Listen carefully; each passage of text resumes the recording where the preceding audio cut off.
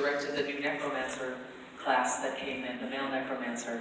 And I did a couple of the new characters going into Heroes of the Storm, which was really fun as well. So I love Blizzard. I'm very excited to work with them. Yeah, they're an amazing company. They just have a sense of joy when they're working. Sometimes video games can be very stressful because we have to get through so much material. But Andrea and her team are just a bunch of really great, geeky, fun people. And they just want to make it fun. They want to make it fun for you guys. So they really take it from they're all super hardcore gamers as well. And they just want to, they're making the game as the way that they would want to play it. So even characters like Abathur, who's, spinning strands, and it's just a big lump of snot, basically, that's tearing people apart and rebuilding them. They wanted character, and they wanted some fun in this character, and they actually found the fun in that, and I appreciate that so much. It's really great. Thank you. And right next to you, guys. Yeah, I know one of the things which helps me with doing voices is actually playing video games. Like, one of the games I do is play The Last of Us, and all of a sudden I'm in Vegeta. I will end your race. I will burn you. And with Mass Effect, yeah, I love Drugs. He's one of my favorite trophies. Nice. That's awesome. I've been trying to get my voice out there as well, because I have a huge list. I hear a voice and memorize it's I'm gonna do that voice. Then all of a sudden, I'm doing the voice. Moose 8. Yeah, then what you can do is combine two of those voices and come up with something completely original. Yeah. Which is, a really fun thing to do. Is D. Baker calls it his alchemy wall of voices, and I'll put a little William Shatner in with a little Charlton Heston, and I think that's how my ex Darren Norris came up with Spotswood from Team America, and so it's just so you have a little bit of other people in there, but it becomes something unique because you put your own spin on it, Yeah. So take all those voices that you've heard and now start combining them and see what kind of new combinations. It's like being in a soda shop or at an ice cream bar. Yeah, it's well, let's put the strawberry in with the chocolate and see what happens, You never know. You come up with something really cool and unique. You had a question over here, please? She has a question. Oh, Go for it. wait, represent. That was awesome. Have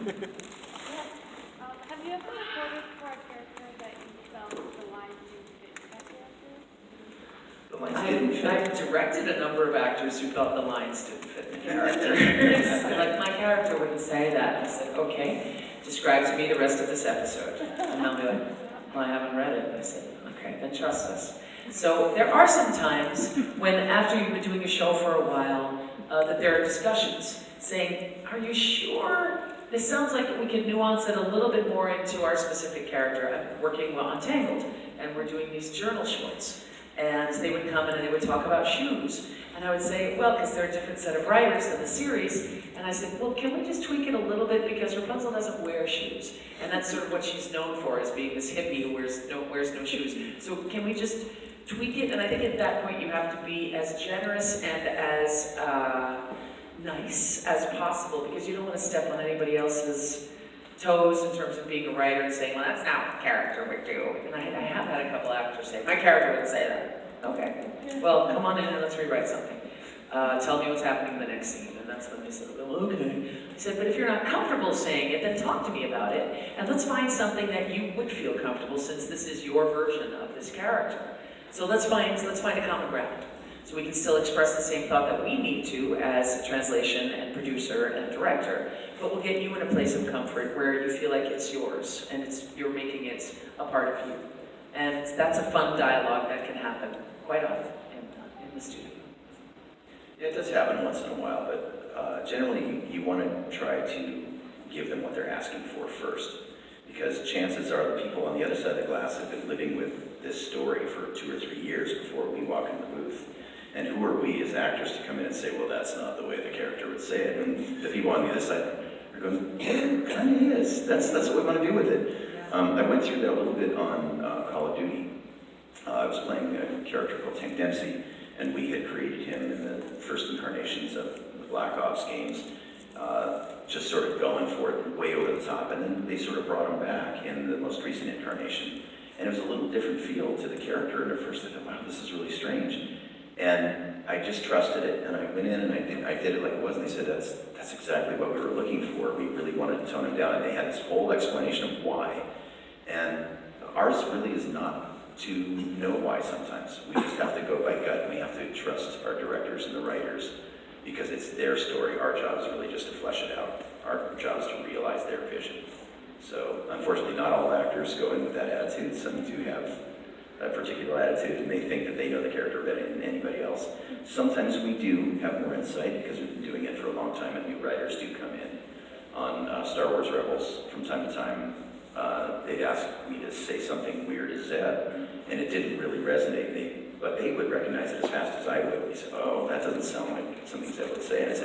And I would just say, "Yeah, I think we need to throw Carabast in here." And they'd go, "Yeah, that's what's missing." And then we'd all go as a collaborative unit. Yeah. And you try to work together as a team. It really is a collaborative thing. We're not the stars by any means.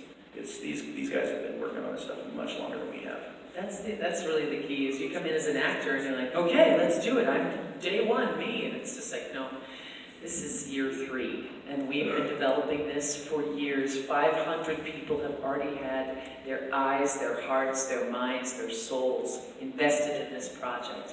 And I think as actors, you forget that sometimes. Being on the other side of the booth, when I first started doing Pen Zero, which is part-time hero for Disney, I realized, oh my gosh, there's so much that goes in to one of these shows. It's astounding. For original animation, an actor will come in, and that won't even go on screen for another 1.5 to 2 years.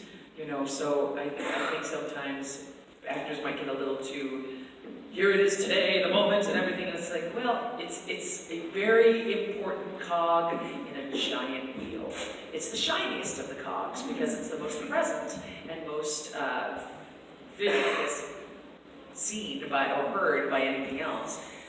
But in terms of the machinery of a project, it's very small. So, yeah. And important. Like, what is your favorite thing in, about, or around Star Wars? Oh, you choose one favorite thing about Star Wars. the music. Yeah. Only because as I said, I'm about to turn 51. I saw Star Wars when I was 11 in the theater. And if you can imagine, you know, most of us at 11 were kind of jerks. I certainly was. I was a snotty little kid. And I didn't want to see this stupid space movie because my older sister liked it, and I didn't like my older sister.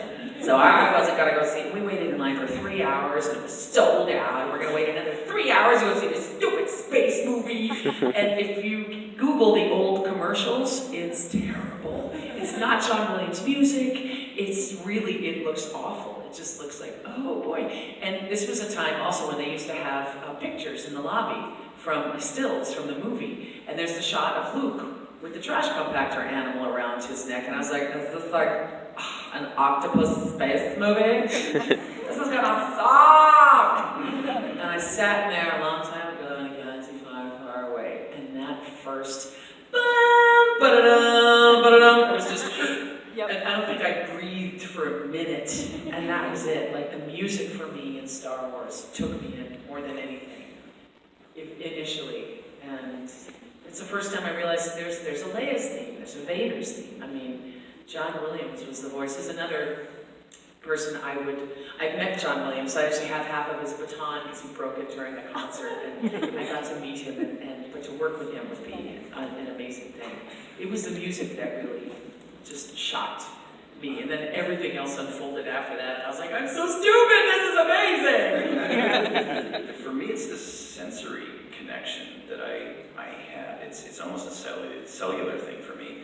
I saw Star Wars in '77 as I was graduating high school, and I was a very apathetic student at the time. I thought I knew everything, and I hated everything, and I really wasn't interested in doing anything. And I went to theater that weekend, and I remember hearing that first music sting and seeing the Star Destroyer come across the screen and feeling my body shaking. You guys are too young to understand that didn't exist at that time. That was the first time we felt or experienced something like that. And it really, you know what this is, yeah, so we felt like we were vibrating. At least I did, and it felt like, oh my God. It's the most visceral experience I've ever had, like to the core of your marrow. You're just, I'm experiencing something brand new. And at that point, the world shifted. And you can see it now. It has resonated out to every part of our culture. It's an amazing thing. And a lot of it's based on Joseph Campbell. So you've got all this deep, deep mythology mythology into the storytelling as well.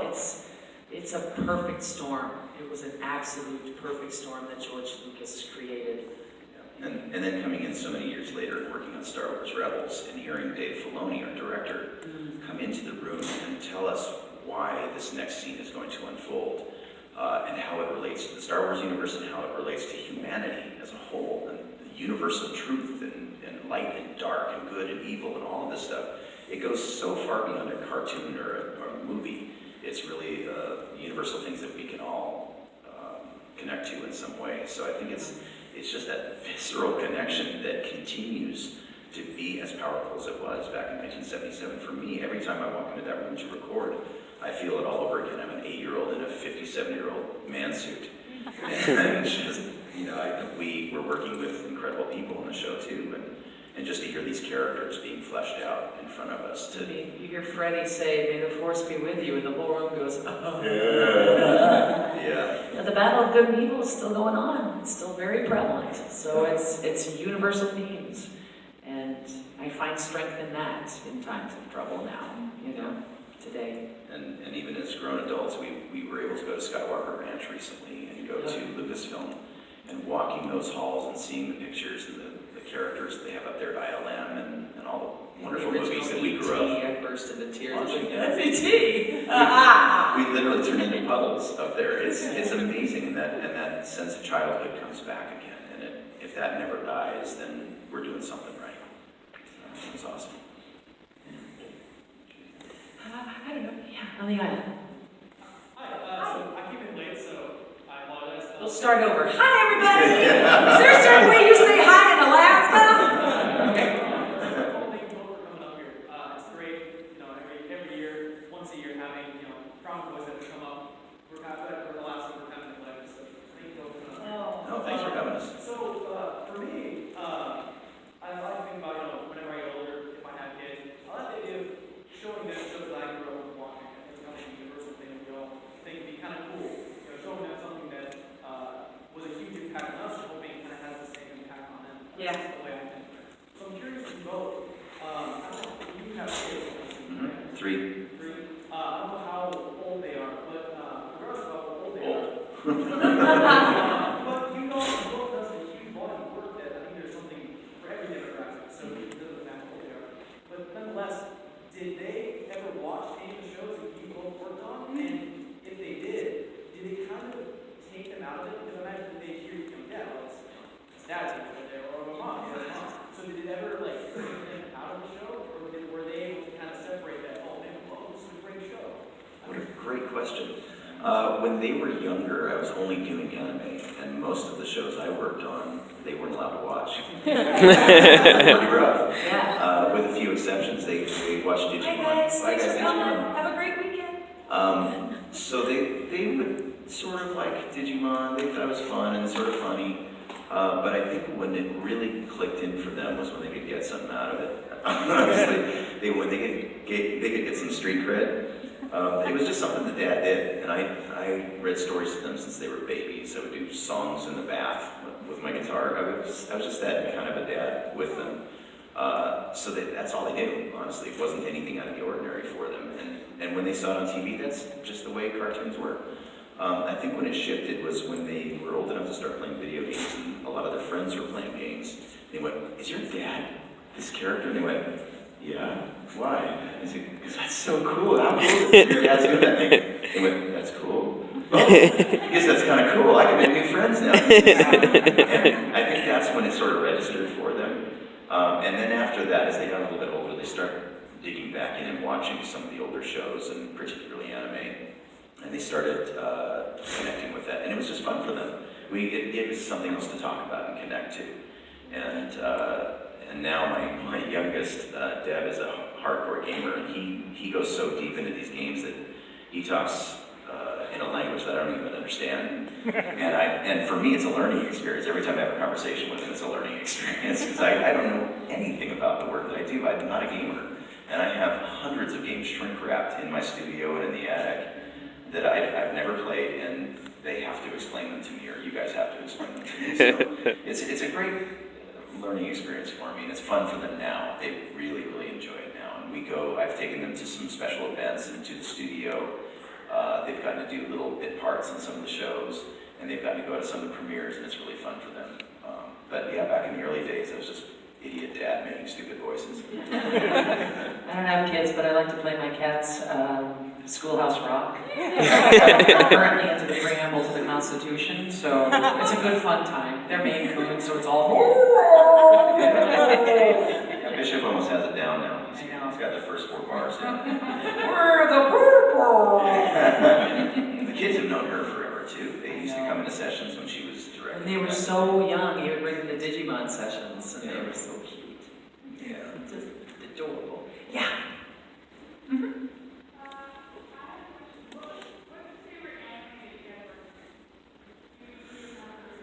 Cowboy Bebop. Cowboy Bebop, probably. It's a first, and it was sort of like, I remember turning to my producer saying, "There's nowhere to go but downhill from here. This is such a beautiful show." Like, I was most nervous about not messing it up because it was so beautiful.